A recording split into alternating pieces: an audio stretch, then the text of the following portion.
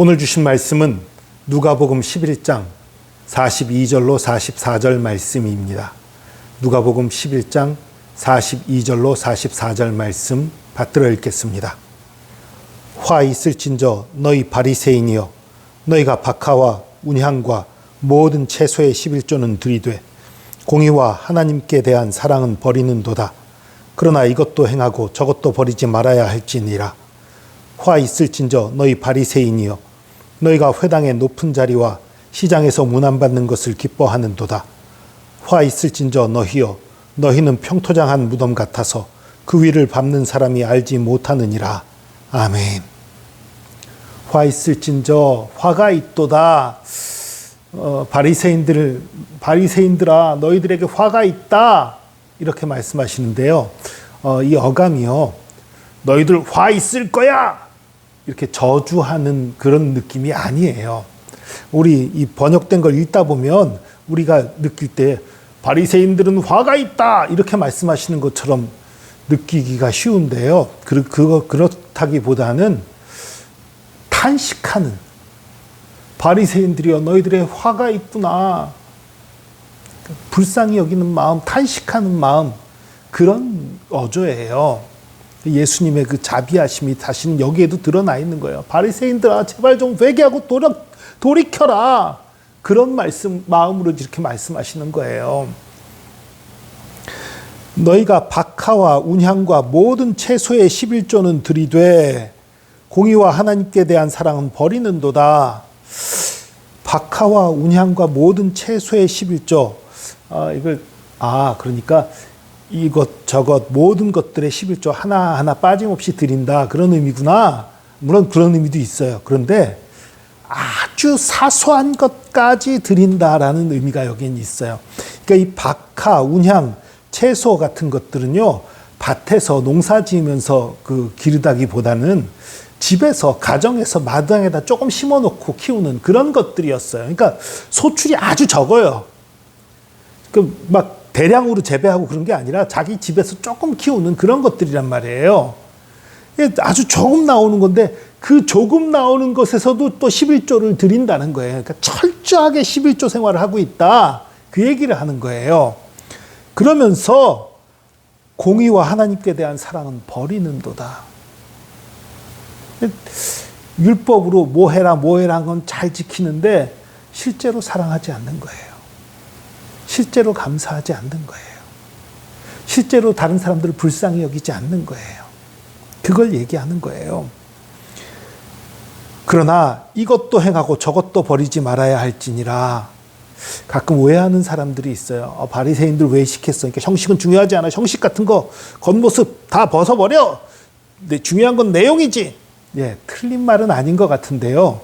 문제는요, 형식이 있어야 내용물을 담을 수 있어요.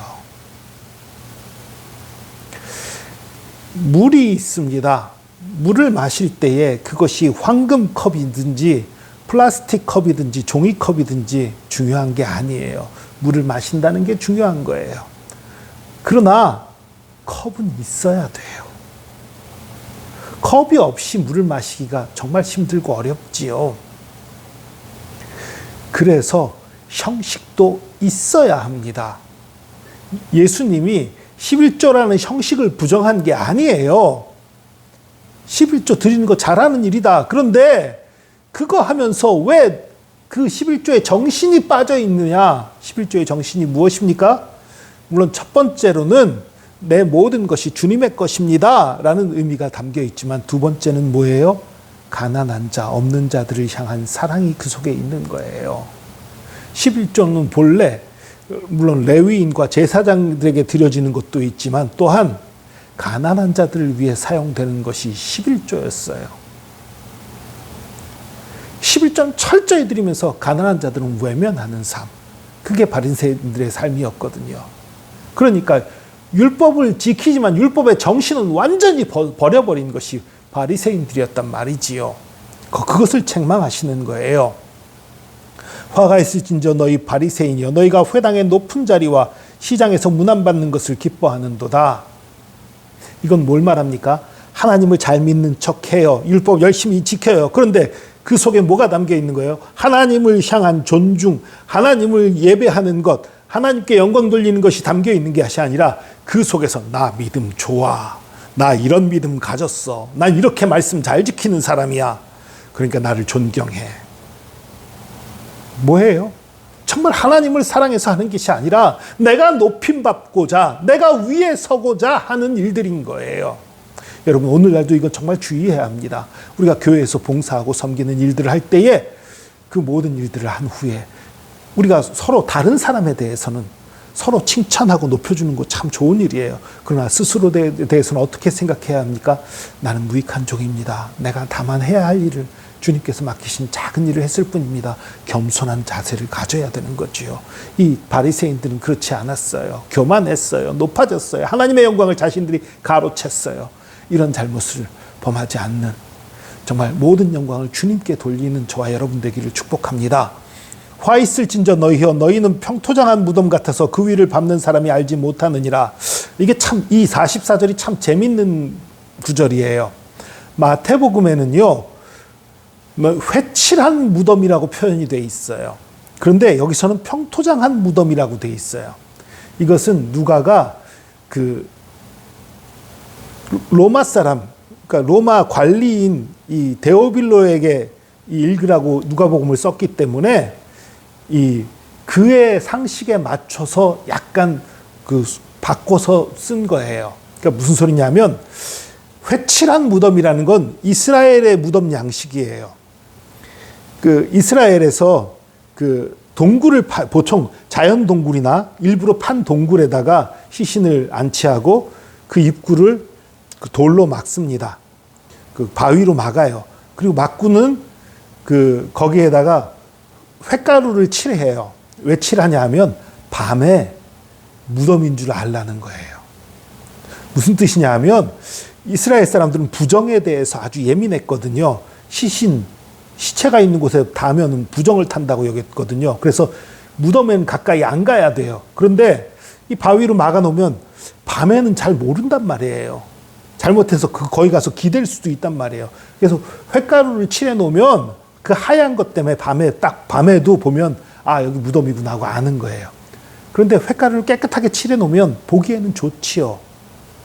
그리고 횟가루 칠하면서 또 틈도 막아져서 냄새도 밖으로 안 나오고요. 그러나 그 속에는 시체가 썩고 있는 것. 그게 회칠한 무덤이지요. 그런데 이 평토장한 무덤이라는 건 무엇입니까? 로마인들의 무덤 양식이에요. 우리나라는 그 시신들 묻으면 봉분을 만들지요. 로마 사람들은 안 만들었어요. 그냥 평평하게 만들었어요. 비석만 세웠지요.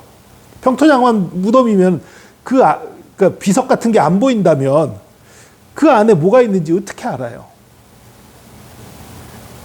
알 수 없단 말이에요. 무덤, 이 비석이라는 게 표시가 하나 있어야만 아는데 비석만 없으면 정말 무덤인지 몰라요. 그러니까 보통 땅처럼 아무렇지도 않은 것처럼 보이지만 그 속은 썩어 있고 그 속은 시체가 있다. 그런 의미지요. 그러니까 회칠한 무덤과 평토장한 무덤은 사실 같은 의미를, 확실하게 똑같은 의미를 그 안에 품고 있는 거예요. 이 이스라엘 사람들은 그 회칠한 무덤을 이해하니까 회칠한 무덤이라고 마태복음에서 했고, 이 로마 사람들을 향한 것이기 때문에 이 누가복음에서는 그 평토장한 무덤이라고 표현을 한 거예요. 근데 어쨌든 겉으로 보기엔 멀쩡해요. 겉으로 보기엔 좋아 보여요. 정상적인 것 같아요. 그러나 그 속은 썩어 있는 그것을 얘기하는 거예요. 여러분, 이건 정말 심각한 경고입니다. 바리새인들처럼 겉으로 보기에만 하나님 잘 믿는 척, 율법 잘 지키는 척, 예배하는 척하고 그 속으로는 하나님을 향한 감사와 사랑이 없고 다른 이웃을 향한 사랑이 없는 그 삶, 그리고 하나님께 가야 될 영광을 내가 가로채는 삶, 그것은 회칠한 무덤과 같다는 거예요. 그것은 평토장한 무덤과 같다는 것입니다. 이런 자가 되지 않기를 바랍니다. 우리는 정말 여기 말씀한 것처럼 이것도 행하고 저것도 행함으로 말미암아 하나님께만 온전한 영광을 돌리고, 또 우리가 겉으로도 도덕적으로 살고 또 겉으로도 잘 믿는 사람처럼 살지만 실제로도 하나님께 영광 돌리며 이웃을 사랑하는 그런 삶을 사는 저와 여러분 되기를 축복합니다. 기도하겠습니다. 주님, 우리가 겉과 속이 다르기가 너무나 쉬운 것을 고백합니다. 우리 속에는 아담과 하와의 범죄로부터 오는 죄성이 우리 가운데 가득하여 진정으로 사랑하고 진정으로 섬기고 진정으로 주님을 따르는 것이 우리의 힘과 의지로는 불가능한 것임을 고백합니다. 그러나 예수 그리스도께서 우리 대신 피 흘려 죽으심으로 말미암아 우리의 모든 죄를 사하셨고 또 우리가 주의 말씀대로 살 수 있는 힘과 능력을 주셨음을 믿습니다.